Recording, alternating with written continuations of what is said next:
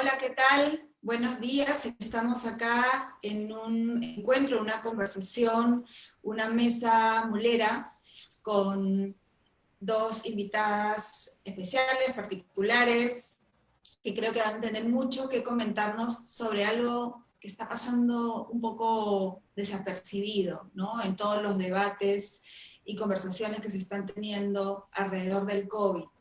Estamos con Stephanie Rousseau, doctora de Ciencias Políticas y profesora del Departamento de Ciencias Sociales de la PUC, y con Maruja Barrick, magíster en Políticas Sociales, feminista, autora de libros sobre el movimiento de mujeres, sobre género, y creo que un referente para el movimiento feminista.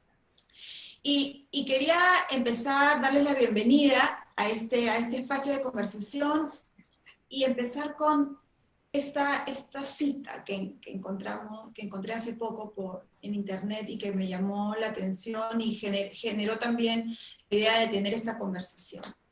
Una activista feminista decía: la economía está cerrada, ahora que todos hablan de que si la economía está cerrada, ¿no? Y que todo se ha paralizado, ¿no? Todas están trabajando diligentemente en tareas domésticas, preparando comidas y cuidando a sus seres queridos. Los economistas simplemente no lo valoran porque normalmente es el trabajo no remunerado de las mujeres. Con esta cita le damos la bienvenida a nuestras invitadas y les pedimos sus primeras reacciones a qué hay detrás de este comentario. Maruja. Stephanie, ¿estás ahí? Sí, creo que Stephanie ahorita la vamos a recuperar. Yo tengo, mi primera reacción es que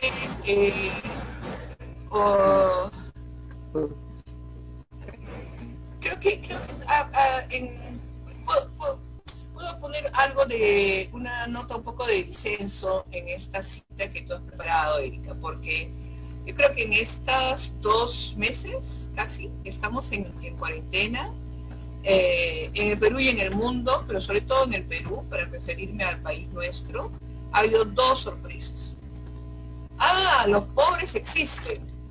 Y que era como si los pobres han estado ahí todo el tiempo, y ha habido gran descubrimiento vía los medios de comunicación que te mostraban en el cerro de Villa El Salvador personas hacinadas, 10 personas viviendo en un solo cuarto de 2x3, sin agua, sin recursos, sin salud, etc. Entonces creo que un descubrimiento, y pongo entre comillas la palabra descubrimiento, es decir, que la pobreza existe. Y no solamente la pobreza, sino la pobreza asociada también a la deficiencia de servicios públicos, ¿no? Y el segundo descubrimiento, las mujeres existen, y por eso discrepo un poquito con la cita, es que realmente las mujeres en los mercados, digamos, cuando Vizcarra pone un día mujeres, otro día hombres, y las mujeres son más las quienes compran, creo que lo que hace es dar una dimensión del trabajo femenino en la casa, el que se llama no remunerado, tiene un enorme peso, y lo que aparece luego entre las mujeres profesionales de clase media, sobre todo las jóvenes como ustedes que tienen hijos pequeños, es que el teletrabajo en casa, con los niños y con el cuidado de la cocina, es un abrume en términos de cuántas horas de trabajo adicionales se incorporan. Esas cuántas horas de trabajo adicionales se están incorporando ya han sido sistematizadas, ordenadas por el INEI en una encuesta sobre el uso del tiempo, y la información sobre las mujeres trabajando más horas a la semana que los varones es una realidad, ya ha estado presente, y sin embargo parece que también recién se descubre, ¿no? Ahí me quedaría. No sé, Stephanie.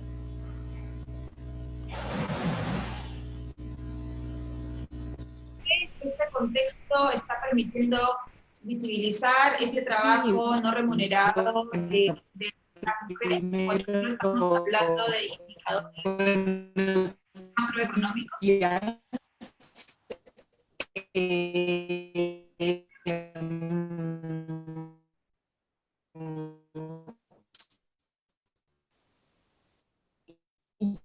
Yo creo que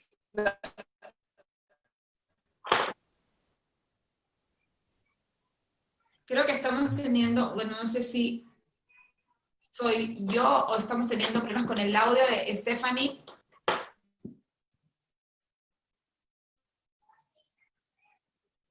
Sí. Maruja, ¿tú la escuchas? Creo que la hemos perdido. y yo soy acá. Sí. Ah, yo le veo la Creo que carita, lamentablemente la hemos pero perdido. no le veo hablando.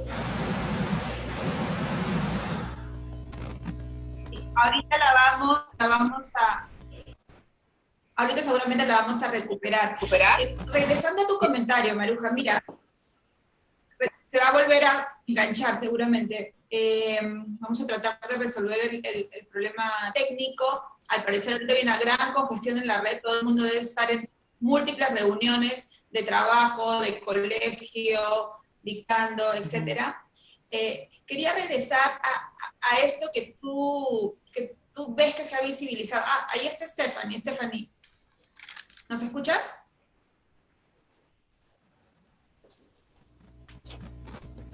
Creo que no.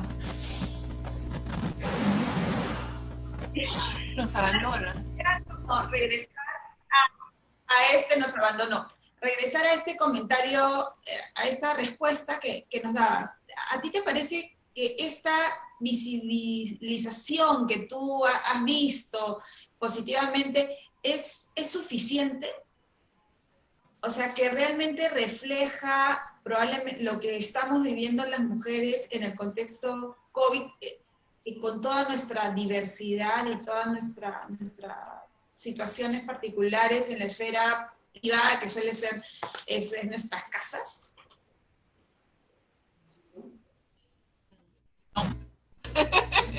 A mí me da la impresión que al margen de las bondades en las decisiones del gobierno para enfrentar la epidemia, que ha tenido aciertos y algunas equivocaciones, también hay que decirlo, una de las equivocaciones que se da con frecuencia es el tema de conocimiento de lo urbano femenino, vamos a ver. Es decir, compra, no tienes por qué salir a la calle, compra en el mercado cada 2 o 3 semanas, cada 2 o 3 días. ¿Y cómo? Pero no sabían que el INEI mismo tiene claro que no hay suficientes hogares con refrigeradora, por ejemplo, ¿no es cierto? Y que por consiguiente no es que se pueda almacenar como una familia de clase media o alta en los sectores populares la comida que se compra. O entonces hay aglomeración en los mercados y hay entonces preocupación, pero ¿por qué se aglomeran en los mercados? Bueno, porque muchas mujeres tienen que ir todos los días, porque es todos los días cuando llega algo del dinero que ellas o la pareja puedan generar. En otras palabras, creo que muchas de las decisiones que se tomaron y que afectaron a las mujeres de sectores populares estaban pensadas más bien desde las necesidades y los perfiles de los hogares medios urbanos en el país, ¿no?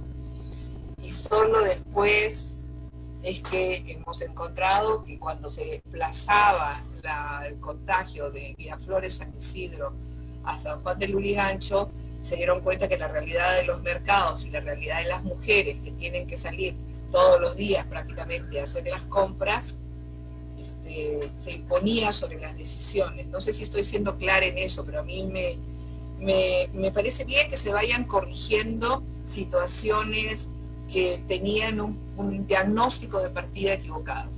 Ahora, eso supone también, espero, ver que ir al mercado todos los días no es un disfrute, ¿no?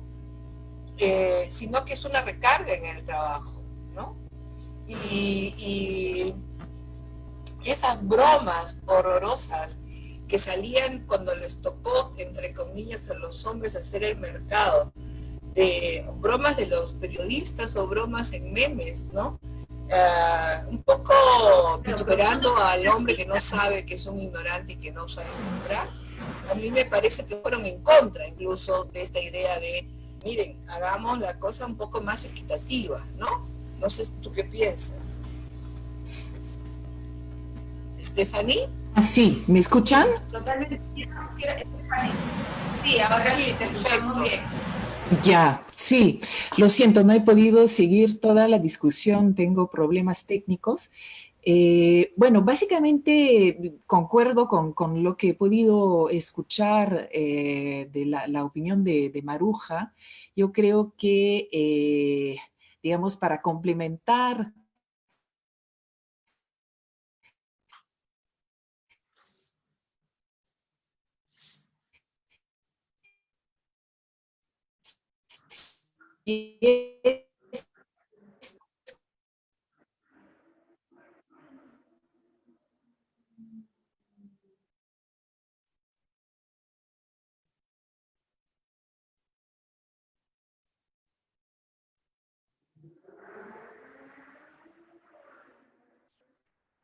La hemos vuelto a perder, me parece.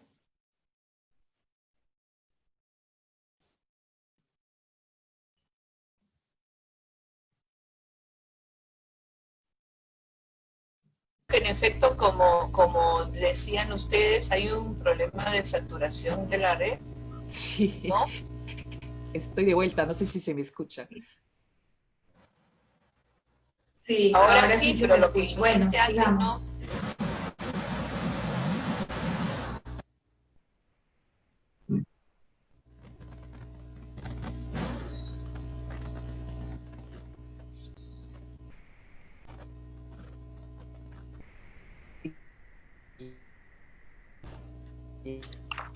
Sí, creo que no la estamos logrando captar a Stephanie. Es una pena. Yo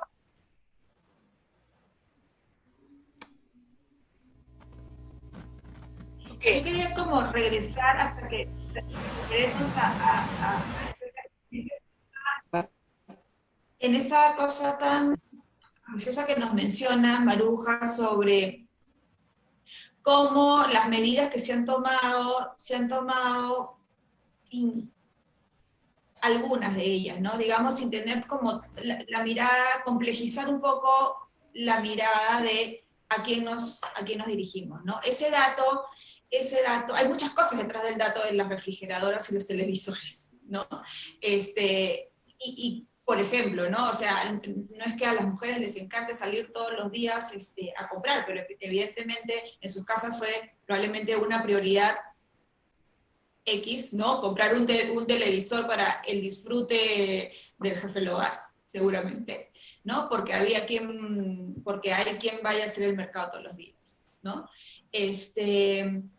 Entonces, creo que efectivamente hay que hacer un llamado de atención y decir, ok, ahora estamos en otra etapa de este proceso COVID, tratemos de corregir y tratemos de visibilizar esta caja tan oscura y llena de matices que se abre cuando las mujeres y los hombres tenemos que encerrarnos en nuestras casas, ¿no? Y ver la dimensión de trabajo que se da en ellas, ¿no? Tú nos compartías antes de empezar un cuadro sobre cuál es la composición de las actividades domésticas no remuneradas. Entonces está cocinar, se acabó el colegio, las mujeres, toda la actividad escolar y la gestión de las actividades escolares dentro del hogar, ¿quién se hacen, cómo se gestionan, el aseo, el cuidado de otros, no solo de niños, sino de otros dependientes, la compra, la gestión, la carga mental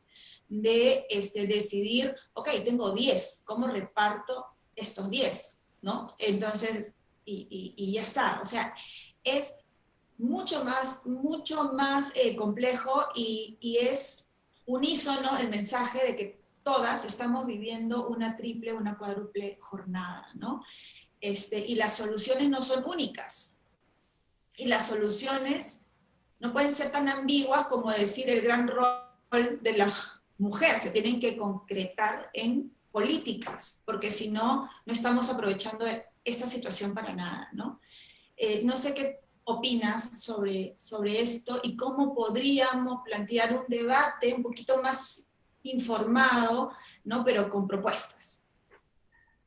Bueno, yo antes de la pandemia, de la aparición del virus acá, el Ministerio de la Mujer estaba trabajando un diseño, una primera propuesta de una política nacional de cuidado. Que no sé, bueno, ahora con estos 2 meses de cuarentena, no sé en qué estado está, pero el punto era discutir en base a esta propuesta inicial de una política nacional de cuidado, de qué manera algunas de las acciones o actividades de las mujeres podían ser socializadas, asumidas públicamente, ¿sí? Y eso a mí me parece clave, ¿no? Acuérdate, Erika, tú hace ¿cuánto? 3 meses, cuando esta niñita fue violada y asesinada en Independencia, la madre había dejado a su hija al cuidado de una prima que tenía 9 años. La idea de dejar al cuidado, entre comillas, a una niña pequeña con una niña un poquito mayor, está instalada en la, digamos, en la normalidad de las familias pobres, ¿no es cierto? Cuando lo que debería estar instalada es una instancia o un servicio público de cuidado infantil. No te digo de 24 horas, por lo menos un cuidado infantil que permita a las mujeres que desean trabajar en su casa lo mejor que puedan, o las que tienen que salir afuera y trabajar afuera de su casa, por un trabajo remunerado, hacerlo con alguna tranquilidad y no dejando a una hija de 2 años o 4 al cuidado de una sobrina de 9 años, ¿no? O sea, creo, como dices tú, y ahí coincido, que miremos una política de cuidado que vaya no solamente en cómo se rebaja la carga de la tarea doméstica de las mujeres, sino también cómo se transfieren esas cargas al sistema público, ¿no? Esperemos que esta política nacional pueda ser terminada, debatida, discutida, pero me parecería un paso importante para hacer frente a una situación que yo creo que la epidemia ha abierto. Y una cosa que me está dando vueltas también y que me ha preocupado es que frente a esta situación compleja, de pronto hay algunas voces que han aparecido reclamando el retorno de los comedores populares. Los comedores populares, bueno, tú eres demasiado joven, pero los comedores populares que surgieron en la crisis más profunda de los años 80 y comienzos de los 90, están construidos en base al trabajo voluntario de las mujeres en los barrios. Y fueron fundamentales para luchar contra el hambre de la población, porque eran mujeres que cocinaban, se turnaban en la comida, en la cocina, en la limpieza de los utensilios y luego repartían los alimentos, sin ningún tipo de salario.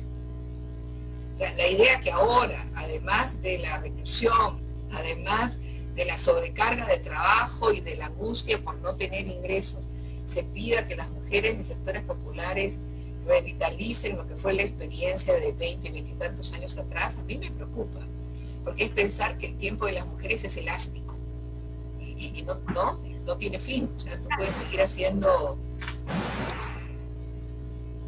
Sí, totalmente. Y sobre eso hace poco estuve en una discusión sobre el tema de los mercados. Y en los mercados se están planteando, los mercados son, ya lo vimos todos, un foco de transmisión del virus. Entonces, ¿qué hacemos? Había todo un debate bien interesante y algunas de las propuestas iban por ahí. Iban, no, lo que necesitamos es nuevas formas de organización.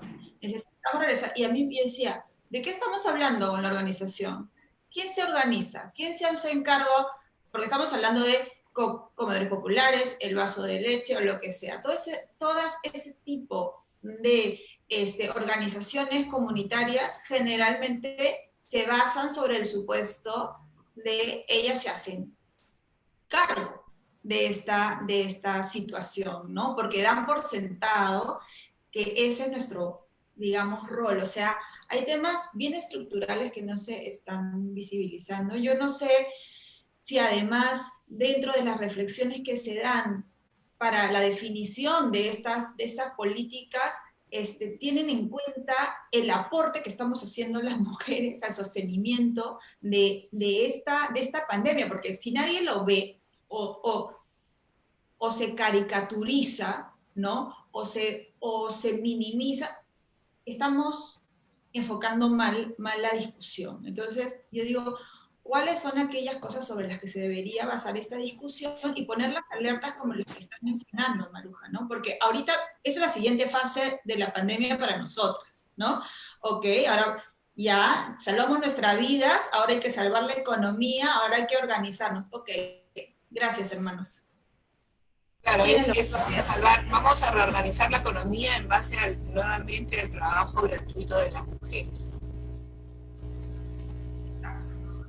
Stephanie, creo que Stephanie ha publicado un libro sobre el tema de las organizaciones de subsistencia. Quizás ahora que está reconectada podamos escucharla. Sí, ojalá me escuchen ahora.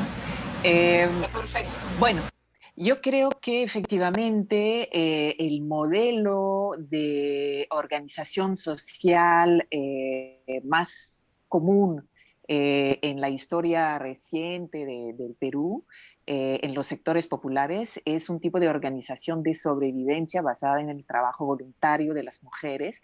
Y lamentablemente el Estado, desde el 2011 por lo menos, reproduce a través de programas sociales este supuesto de que las mujeres se sacrifican para sus hijos, las mujeres pueden trabajar gratis o casi gratis.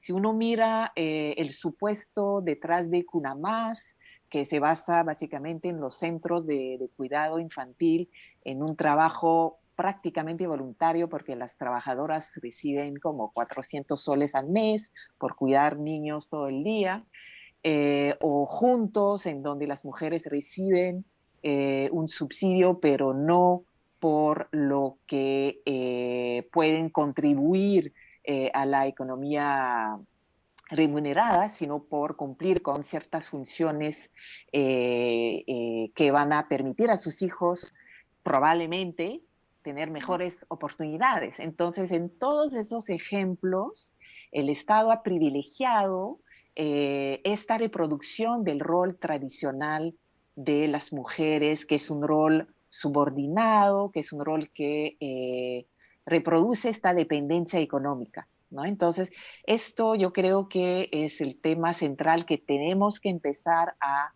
visibilizar, que siempre tuvimos que visibilizarlo, pero como trataba de decir antes con mis problemas técnicos, quizás ahora que las mujeres de clase media viven en carne propia toda la carga del trabajo de cuidado, porque básicamente la mayoría no pueden seguir contratando a una persona trabajadora del hogar, sea porque por proteger la salud de estas personas y de la familia, o porque básicamente ya no tienen ingresos para poder afrontar este salario extra, ¿no? Entonces yo creo que quizás es un momento en donde puede haber una mayor receptividad en los sectores que obviamente tienen una mayor influencia en la política, ¿no? Y en las decisiones que toma el Estado.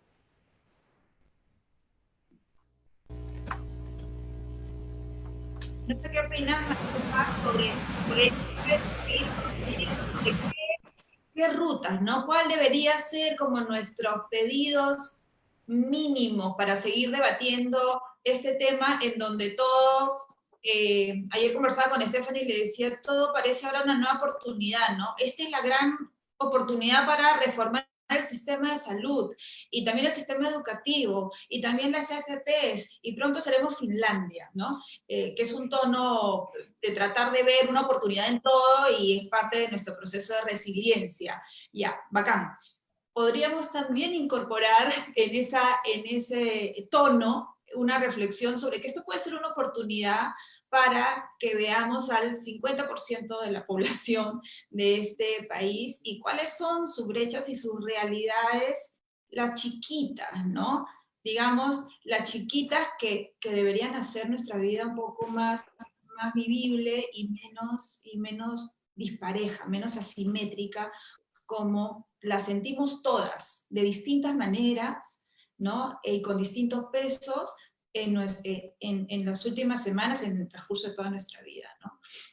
¿Por dónde crees que debería continuar esta reflexión y quiénes creen ustedes son los llamados a, a liderar o a seguir dándole vuelta a esto? Como yo te decía al comienzo, Erika, a mí me da la impresión que primero deberíamos esperar una propuesta que, como te dije, está preparándose de una política nacional de cuidado para ver qué cosas está diciendo el Estado, en este caso el Ministerio de la Mujer, qué es lo que está proponiendo, a partir de lo cual podríamos opinar, mejorar, adelantar cosas. Pero si tú te fijas en lo que el INEI en la encuesta del uso del tiempo ha encontrado, es que, por ejemplo, el cuidado de ancianos es un tema. Es decir, aparte de la macabra broma de que ahora los viejos vivimos más, ¿no? Y ay, qué lástima, todos los sistemas de AFP colapsan porque hay más viejos. Pero al margen de esa broma horrible, es cierto que hay que dedicarle tiempo a personas ancianas en casa. Pregunta, ¿esas personas ancianas tienen que estar en casa? ¿Pueden estar en una residencia? O sea, al margen de que las residencias de España e Italia se hayan contagiado muchos ancianos, pero digamos, hay una manera de tener personas cuidadas, ancianas en residencias. Pregunto. Entiendo que en España, en algunos gobiernos autónomos, si tú, Erika, te quedas cuidando a tu madre que tiene 88 años en casa, tú recibes un salario mínimo básico, porque no puedes ir a trabajar, evidentemente, ¿no? O sea, hay como pautas que vas entendiendo, ¿sí? Tenemos que comenzar a imaginar cuáles son de la lista enorme de actividades que las mujeres realizamos en nuestra casa, cuáles pueden ser asumidas en espacios digamos, de competencia pública, ¿no? Yo diría cuidado de ancianos, por lo menos por lo que yo he visto, debe ser que por la edad que yo tengo, veo más ancianos a cargo de amigas mías, ¿no? Que generan no solamente preocupación, gasto en tiempo, ¿no? Podríamos pensar en algunas fórmulas imaginativas para eso. El cuidado infantil en las ciudades a mí me parece clave, que vaya no solamente a partir del inicial, sino desde la cuna misma, ¿no es cierto? Y que no te permita para nada el espectáculo de madres que sin tener cómo dejar a sus bebés, tengan que estar con sus bebés haciendo venta callejera. Por ejemplo, estoy hablando de borrador, pero quiero decir, uno podría pensar en ellas y en nosotros, ¿no? Creo que yo, por lo menos, sería más, me basaría más en la evidencia que la encuesta de uso de tiempo nos ofrece, porque además es una encuesta que separa espacios rurales y espacios urbanos, y te da algunas pautas para saber cuáles son las actividades que demandan más tiempo del trabajo no remunerado de las mujeres, y a partir de ahí un diseño que le permita a las mujeres acceder a instancias públicas de cuidado, ¿no? Por ahí estoy viéndolo, ¿no? No sé, Stephanie, ¿qué opinarás sobre ese asunto, sí? Sí, no, sí, de acuerdo. Yo creo que es muy importante, primero, que se haga una nueva encuesta sobre el uso de tiempo, porque la que tenemos a la mano data del 2010, creo. Pero sí, yo creo que hay muchas posibilidades de innovar en cuanto a la organización del cuidado. Y efectivamente tenemos que estar atentos a la política que ojalá salga pronto, comentar, aportar, pero yo también creo que tenemos que pensar en modelos comunitarios, ¿no? Por ejemplo, unas cooperativas de cuidado con trabajadoras calificadas, unas cunas, guarderías también comunitarias, y ahí creo que la pandemia que vivimos nos hace ver cuán importante es el gobierno local, ¿no? Es un nivel que está en un estado patético a nivel de capacidad, a nivel de prioridades, pero este nivel justamente podría ser muy aprovechado para la organización social del cuidado, con los incentivos adecuados, con los parámetros adecuados, ¿no? Y en base a la identificación de las necesidades que efectivamente varían entre ciudad y campo, pero también dentro de la ciudad. Lo otro que se me ocurría es que con una situación como la que vivimos, sería bueno repensar la forma como nos conectamos para obtener diferentes servicios, ¿no? En particular, por ejemplo, el trabajo del hogar remunerado, ¿no? Si es que la mayoría de las trabajadoras del hogar tienen que tomar un bus o varios buses con un servicio pésimo que les va a exponer a una contagión, entonces repensemos la territorialidad para que el desplazamiento de la población sea menos intenso y sea más seguro, ¿no? Para todas. Entonces hay que pensar en herramientas para manejar territorialmente la forma como nos conectamos entre quien busca un servicio y quien ofrece un servicio, ¿no? Y ahí obviamente para el tema del cuidado, pero también para varios temas como, no sé, servicios de reparación, gasfitería, qué sé yo, ¿no? Entonces necesitamos una planificación de herramientas que sean accesibles, que sean seguras, y eso yo creo que el Estado puede tener un rol seguramente, pero también iniciativas privadas, ¿no? Yo creo que esto, pero depende de que haya una conciencia en, perdón, en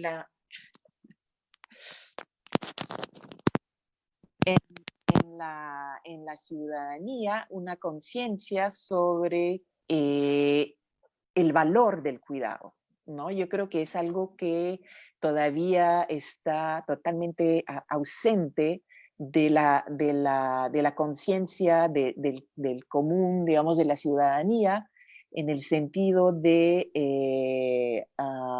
entender ese trabajo como un trabajo, primero como un trabajo, y segundo como algo que tiene un valor económico, ¿no? Y difundir este mensaje para que haya capacidad de demanda, ¿no? Porque efectivamente hay que transformar el sentido común que hace que, por ejemplo, el gobierno empieza con un comité de asesores en donde creo que no había ninguna mujer, o bueno, había muy poca presencia de mujeres en las primeras semanas, y en donde entonces efectivamente no se logra percibir este tema como un tema crucial, ¿no? De cuáles son las consecuencias a nivel del cuidado de todas estas decisiones, incluido, yo diría, en el campo de la educación. Yo creo que es un tema que se ha pensado desde la perspectiva de proteger el derecho de los niños a tener una educación, lo cual está muy bien. Pero ¿cuáles son las consecuencias de decidir que el año escolar va a seguir y se va a hacer de diferentes maneras dependiendo del tipo de colegio y de las capacidades de cada familia en términos tecnológicos, tiempo, etcétera? Pero esto tiene muchas consecuencias en otros campos de la vida social. ¿Qué consecuencias tiene para las mujeres a nivel de su capacidad de seguir en sus actividades productivas remuneradas? Obviamente ahí va a haber una brecha tremenda. Entonces vamos a terminar la cuarentena, va a haber muchas más mujeres que van a haber perdido su empleo porque no han podido seguir aportando, seguir trabajando en esas actividades remuneradas. Entonces la brecha de género va a ser muy alta. Problemas de salud mental, problemas de violencia, ¿no? Entonces, ¿cuáles son las consecuencias de decisiones que pueden ser tomadas con muy buenas intenciones, con muy buenos objetivos, pero que no están pensando en la cadena de consecuencias? Yo creo que esto es un tema que podríamos seguir profundizando para tratar de aportar soluciones a mediano plazo, porque parece que vamos a estar en esta situación un buen tiempo, y sobre todo propuestas a más largo plazo que se plantee una nueva prioridad acerca del cuidado en el marco de la política social, de las normas laborales, etcétera. Sí, creo que aquí hay algunas cosas sobre las cuales sería interesante seguir discutiendo en otros espacios. Desde acá en la Mula estamos comprometidos en seguir esta pista a estos temas que suelen ser tan grises o muy declarativos, pero que luego no se concretan en nada. Y como para todos se necesitan decisiones, voluntad política, política pública, porque lo demás es poesía, ¿no? Que perfecto la poesía, pero creo que las mujeres queremos decisiones que hagan que cambien nuestras vidas. Entonces ahí nos quedamos con la idea de seguirle la pista a la propuesta de política, una política nacional de cuidado y ver en qué está, ¿no? Y cómo esta política ojalá se esté repensando cara a lo que estamos viviendo en este momento. También creo que habría que hablar con el Ministerio de Economía o decirle, ok, tú estás incorporando en tu análisis, ¿no?, algunos indicadores que den cuenta del aporte de las mujeres a los grandes indicadores económicos de este país, o no, porque lo hace CEPAL, pero lo estamos haciendo nosotros, lo estamos incorporando en nuestro relato, en nuestro entendimiento de cómo funciona la economía de forma macro y micro en este país, porque ahí tiene que construirse evidencia y sobre eso se tienen que construir también decisiones de política pública económica, porque si no sigue siendo un tema del Ministerio de la Mujer, ¿no? Entonces, que creemos que lo aíslas, ¿no? O no permites ver la dimensión de su importancia. Y seguir construyendo evidencia y discusión sobre estos temas, porque lo que no está en la discusión pública no existe y sigue siendo parte del chat desesperado que todas debemos de compartir con nuestras amigas sobre cómo estamos viviendo todas esta etapa de nuestras vidas. Así que, bueno, hay que tratar de verlo como una oportunidad, ¿no? Muchísimas gracias. Nosotros vamos a compartir acá en un comentario de la Mula algunos documentos para quienes quieran saber un poco más de este tema. Vamos a compartir un artículo de Maruja publicado hace poco en La República, otro de Stephanie sobre el cuidado más allá del COVID, otro de Carmela Chávez sobre la cuarentena y la crisis para proteger el trabajo de las mujeres, otro link con un repositorio de CEPAL donde da indicadores sobre uso del tiempo entre hombres y mujeres, así como otros datos. Creo que hay que informarnos, ¿no? Seguir informándonos, y si nuestras invitadas o quienes nos están escuchando tienen otra información, mándennos, ¿no?, esto para poder incorporarlo en los comentarios del link que estamos creando, y vamos a retransmitir esto en la noche para posiblemente muchas mujeres que hoy estaban atendiendo otras cosas en sus hogares, ¿no? Entonces, bueno, muchísimas gracias a nuestras invitadas por habernos acompañado. Hemos tenido nuestros inconvenientes tecnológicos, pero lo hemos logrado. No sé si hay unas últimas palabras de Maruja y de Estefan. Bueno, muchas gracias por el tiempo, por la oportunidad. Lo siento mucho, no he podido estar toda la charla, pero muy interesante, y gracias por poner ese tema en discusión.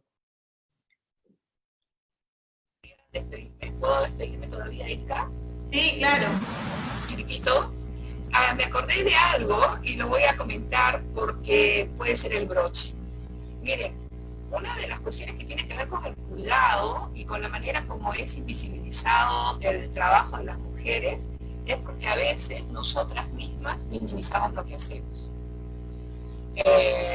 Llega la pareja cansado de trabajar, y tú también has estado trabajando en la calle y has estado en tu casa, y dice, bueno, voy a comer, me voy a calentar mi comida, y tú le dices, no, deja, yo lo hago, total, no me cuesta nada, ¿no? Bueno, no sé si tú lo haces, pero en fin, lo estoy poniendo como ejemplo. O se me cayó el botón, dice el adolescente. Y entonces, al decir así, yo te lo hago, te lo coso, hijito. En vez de decirle, bueno, se cose un botón de esta forma, ¿no es cierto?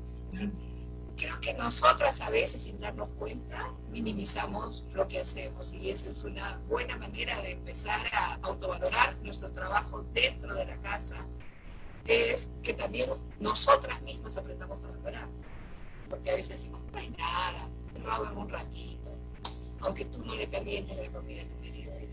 O yo lo hago mejor. O también yo, no, sí, lo haga, yo lo hago mejor que... Sí. Ok, bueno, gracias. Es broche. Muchas gracias. Chao. Gracias.